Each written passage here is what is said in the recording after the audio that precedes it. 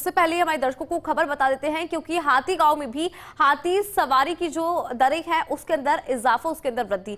प्रवेश शुल्क सहित अब 850 रुपए के स्थान पर 1500 रुपए शुल्क।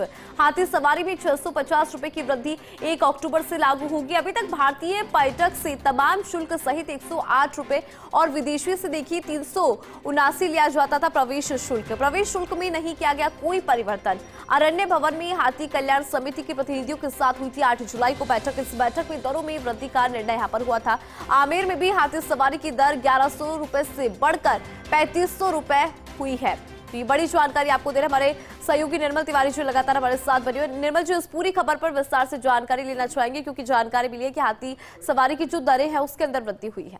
बिल्कुल, देखिए आमेर तो विश्व विरासत में शुमार है और जयपुर दुनिया का एकमात्र शहर है जहां पर कई तरह की वाइल्ड लाइफ सफारी की जाती है, जिसमें 2 लेपर्ड सफारी है, झालाना आमागढ़, हाथी सफारी कुंडा में की जाती है, लॉयन सफारी नाहरगढ़ में की जाती है और जल्दी वहां टाइगर सफारी भी शुरू होगी। देखिए हाथी सफारी की सीधे तौर पर बात करें तो आमेर में जो हाथी सवारी का जो लंबे समय से जो शुल्क था वो बढ़ा नहीं था, 1100 रुपए शुल्क चला रहा था, जबकि महंगाई काफी बढ़ गई है और क्योंकि एक हाथी का खर्चा प्रतिदिन 3 से 3500 रुपए होता है तो निश्चित तौर पर उसको पालना भी बड़ा टेढ़ा काम होता है। तो पिछले दिनों जुलाई के महीने में 2 बैठकें हुई थी, 3 जुलाई को हुई थी, उसमें तो आमेर में हाथी सवारी की दर को 1100 रुपए बढ़ाकर 3500 रुपए कर दिया गया था और 8 जुलाई को जो बैठक हुई थी उसमें हाथी गांव जो कुंडा में उसमें भी प्रवेश शुल्क जो था उसको 850 रुपए के स्थान पर वहां पर जो 1500 रुपए जो है उसको शुल्क को कर दिया गया था, जो हाथी सफारी का जो शुल्क है।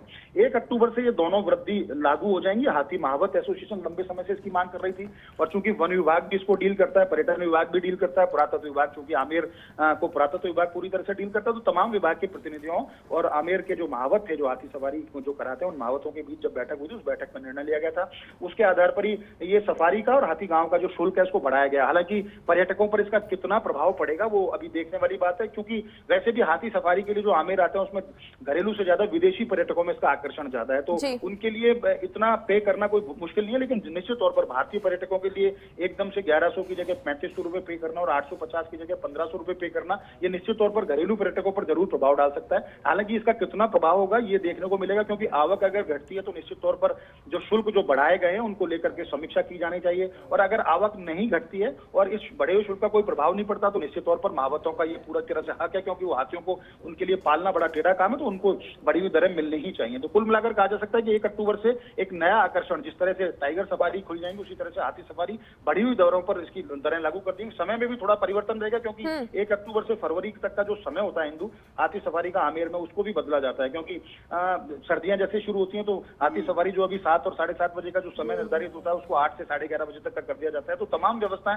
चाक चौबंद है। पुरातत्व विभाग के जो आमेर महल के अधीक्षक है राकेश छोलक, उनके तरफ से पूरी तैयारी है। वन विभाग की तरफ से जो डीसीएफ जगदीश गुप्ता है वो इसको तमाम व्यवस्था को डील कर रहे हैं। पर्यटन विभाग की तरफ से उपेंद्र सिंह शेखावत जो उपनिदेशक है वो लगातार देखते हैं कि हाथी सफारी प्रॉपर तरीके से चलती रहे और पर्यटक इसका जो आकर्षण है पर्यटकों में बना रहे। फिलहाल तो दरें बढ़ चुकी है और 1 अक्टूबर से बड़ी दरें लागू हो जाएंगी। बिल्कुल, दोनों ही एस्पेक्ट्स पे आपने जानकारी दी कि आवक अगर बढ़ती है तो कैसे फायदा होता है और नहीं बढ़ती है तो कैसे समीक्षा यहाँ पर की जानी चाहिए। निर्मल जी, आप हमारे साथ बने रहिएगा।